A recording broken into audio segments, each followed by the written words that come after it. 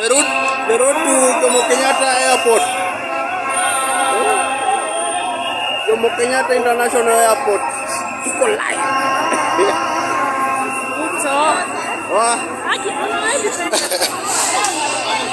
Ndio imeanza mapema.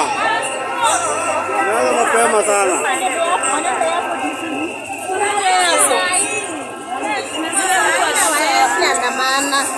Hey, watu wataingia hapo saa hii. Ngoja muone. Wakishavuka hivyo. Hey.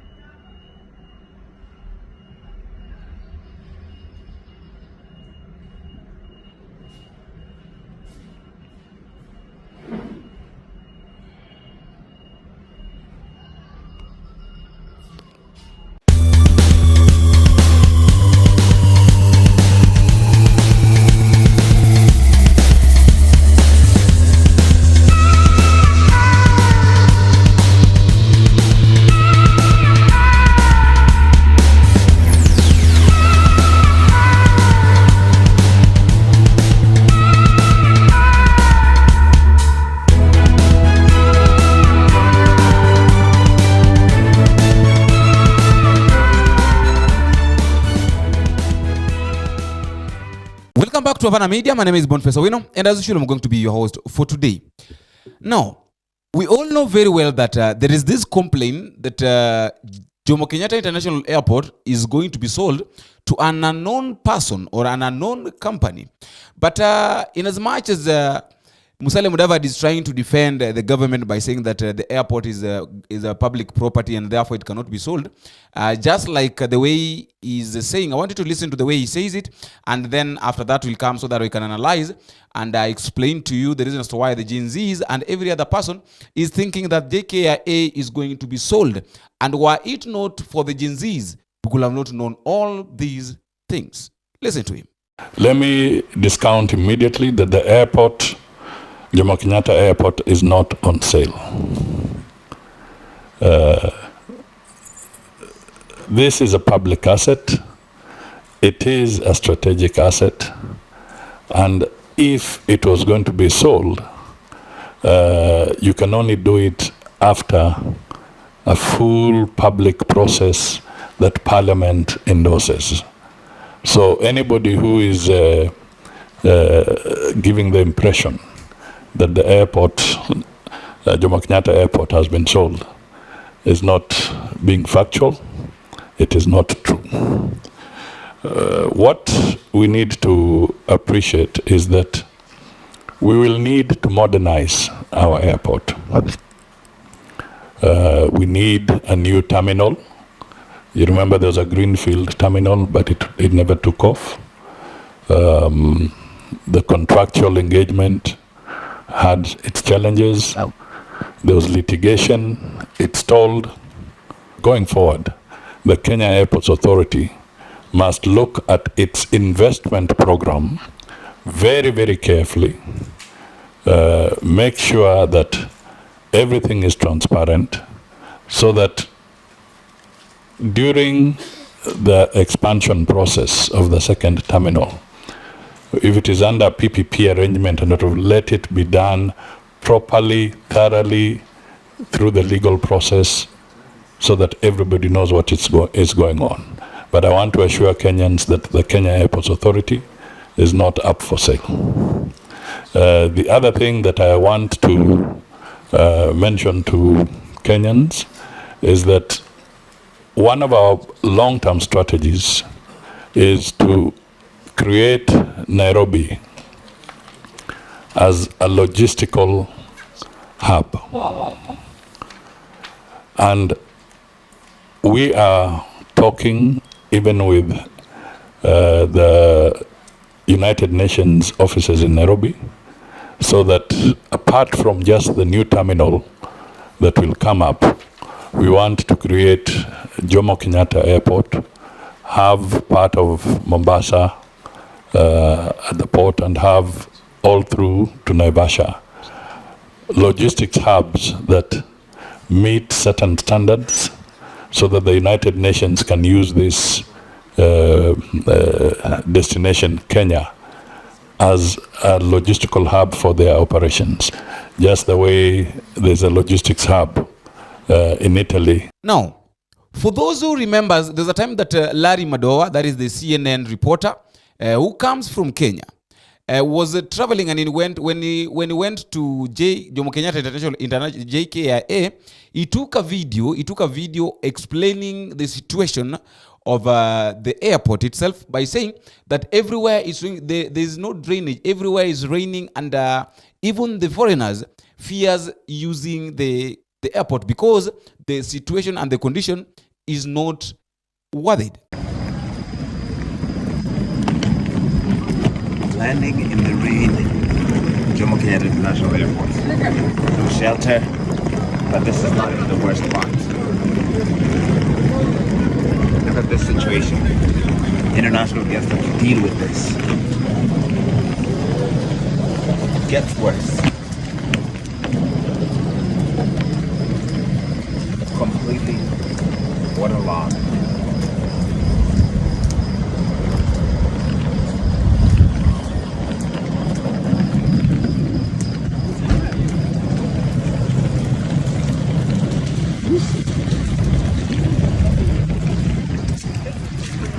What is this? Honestly, how embarrassing is this for an international airport? We can do better than this. Isn't it Bugani?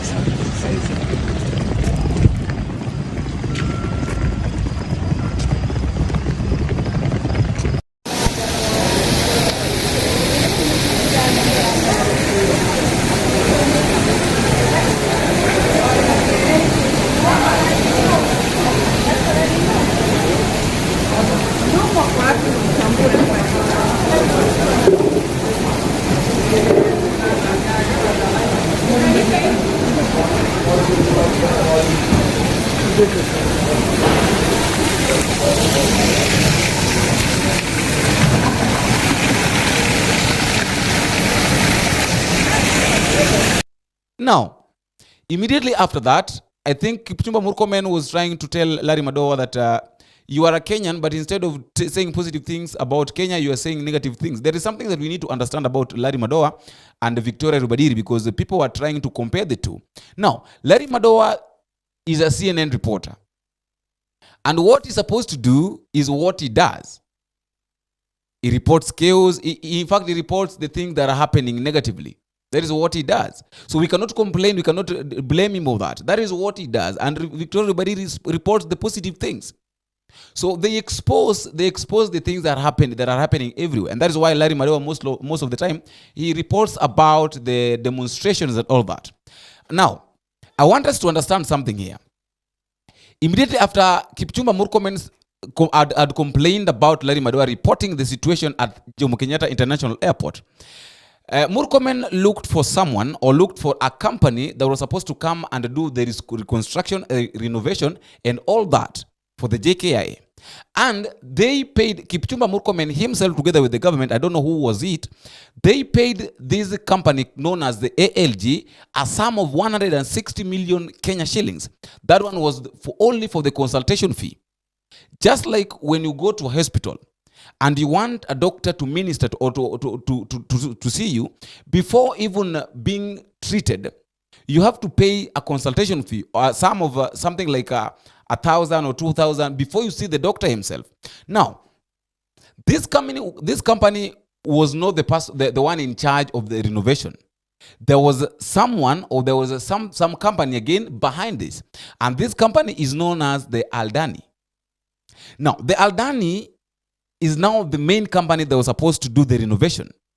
But before the Kenyan government could have reached the Aldani, they had to pass through this ALG, which they gave 160 million Kenya shillings. I want to now to tell you what Aldani is and how they are coming in.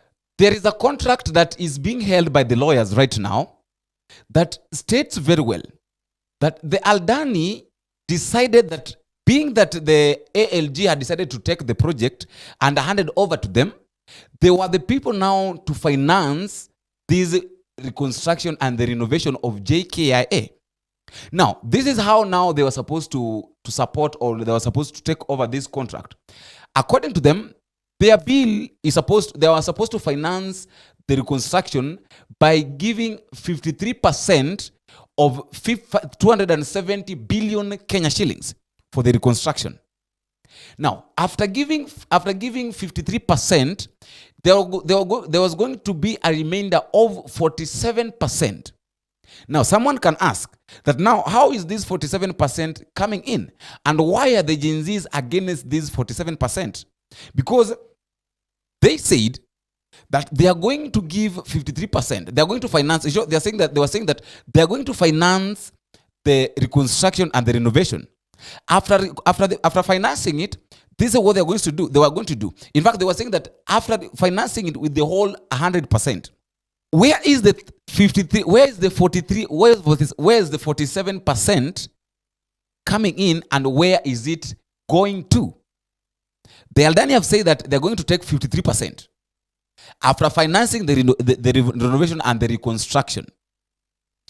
The remaining 47% is broken down like this. This is the breakdown of the 47% that is remaining. The 33% that is going to come from alone, because the reconstruction and all that, now there is a need to pay the security and all that, the workers. So it will force the Jkia to take a loan of 33% from the institutions. Why? Because according to the agreement, they agreed very well that after the Aldani had done the reconstruction and the renovation, they were going to take the ownership of Jkia. It means that when according to the contract and the agreement, when the Jkia will be handed over to the Aldani, the government of Kenya will have no say on the airport. Why? Because now the owners are the Aldani. It will force now the government of Kenya for them to pay the security of the people that had been working in to take a loan of 33%. Now, when you take a loan of 33%, or from 270 billion Kenya shillings, that is roughly around 2 million, something like that. 2 billion or 2 billion, something like that. But all in all, we come to realize that there is still some 14% that is remaining. Now, the 14% comes in this way. The government of Kenya is trying to lie to us, and these guys are trying to lie to us that there is an investor that also wants to invest at Jkia. And we know very well that investors don't just come. There must be someone behind the investors. There is no way an investor can come from outside the country, come invest in the country without being introduced to the government or to the person that he wants to invest in, without being introduced by someone. So for Aldani to come and invest in Kenya, or for any company to come and invest in Kenya, they must be introduced by someone. Now, the 14% that is remaining, because when you take 53, you add 33, that is 86%. We find that 86%, when you take 83% from 100, you're remaining with 14%. Now, the 14%, they are telling us that is going to come from an investor. The question is, which investor is that? Now, here is now where we have a lot of questions. The Aldani said that according to the agreement. Now I'm talking about this because I've looked at I've gone through the agreement and all that, the contract and the agreement. Someone just sent it to me, and that's why I've decided I'm breaking it down. Now, according to Aldani, they agreed very well that they will not take all the money for the next 30 years.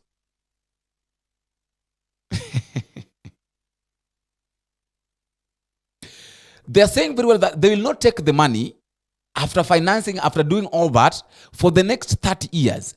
It means that at the end of the 30 years, they will start. They will not all the money. The money that they will be taking will only be 18% of the money that will be made at the airport. So if at all the airport makes 100 billion. What they're going to take will only be 18% of 100 billion. That is according to them. For the next 30 years. So it means that every month they take 18%. Every month they take 18% for the next 30 years. Now, at the end of the 30 years, this is now where the funny part is. At the end of 30 years, they agreed that at the end of 30 years now, the airport and the owners will have invested and will have made enough money. So what they will do, they will decide now to they will increase their percentage from 18% to 21%. That is, they will increase it by 3%. So it means that instead of taking the 18% every month, they will take 21% and decide now to take the lifetime ownership of Jkia. So from 18% that they used to take every month, they're going to take 21%. But now this 21% of the ownership. And when I talk about ownership, we all understand what it means.